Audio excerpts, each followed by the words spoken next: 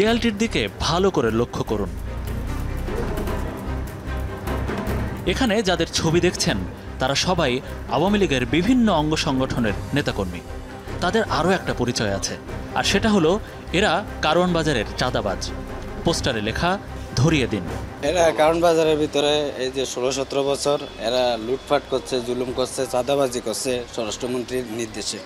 এই জিল্লু মিয়ার হাতে সবাই টাকা জমা দিত, আর জিল্লু মিয়ার স্বরাষ্ট্রমন্ত্রীর হাতে জমা দিত। থানা মিলা 1.5 কোটি টাকা প্রতি পার ডে তাদের ইনকাম তার বাবার হাতে যেত। এই যে স্বরাষ্ট্রমন্ত্রীর ছেলে জিতু, এই যে হ্যাঁ, আর এই যে শ্রমিক লীগের মনির, তারপরে ছাত্রলীগ আছে, এই যে তাইজুল ইসলাম আছে, হ্যাঁ, এই যে জিল্লুর রহমান, লোকমান, এদের নির্দেশে কারওয়ান বাজার থেকে টাকাটা উঠতো। চাঁদাবাজির অভিযোগে অভিযুক্ত আওয়ামী লীগের বিভিন্ন অঙ্গ সংগঠনের এসব নেতাকর্মীদের ধরিয়ে দেওয়ার জন্য কারা পোস্টার সাটিয়েছেন সেটাও খুঁজতে চাই, সেই সাথে দেখতে চাই তাদের জায়গায় এখন কারা আছেন। এই বাজারে কারা চাঁদা নেয়, এটা নিয়ে আওয়ামী লীগ আমলে ব্যবসায়ীরা মুখ খুলতেন না, এখনও খুলছেন না।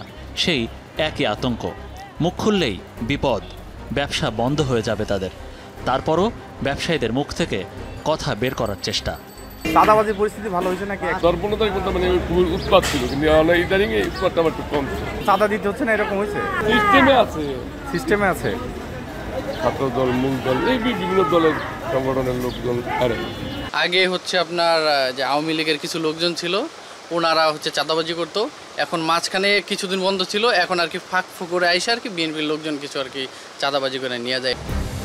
জনপ্রতি 200 থেকে 2000 পর্যন্ত চাঁদার টাকা নেওয়া হতো ব্যবসায়ীদের কাছ থেকে, এমনটাই বলছেন ব্যবসায়ীরা, যে টাকাটা নিত আওয়ামী লীগের বিভিন্ন অঙ্গ সংগঠনের নেতাকর্মীরা।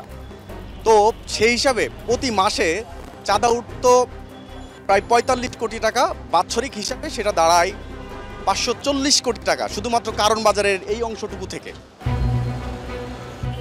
আওয়ামী লীগ ও তার অঙ্গ সংগঠনের নামে থাকা ব্যানার, সাইনবোর্ডের জায়গায় এখন ঝুলছে বিএনপি ও তার অঙ্গ সংগঠনের নামের ব্যানার, সাইনবোর্ড। আওয়ামী লীগের জায়গায় বিএনপি ও যুবলীগের জায়গায় ঝুলছে যুব দলের ব্যানার।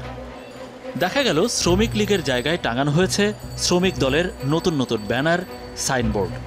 আমরা এখন কারওয়ান বাজারের যে অংশটিতে দাঁড়িয়ে আছি সেটি মূলত বাংলাদেশ ট্রাক ও কাভার্ড ভ্যান ড্রাইভার ইউনিয়নের একটি রেজিস্টার্ড অফিস।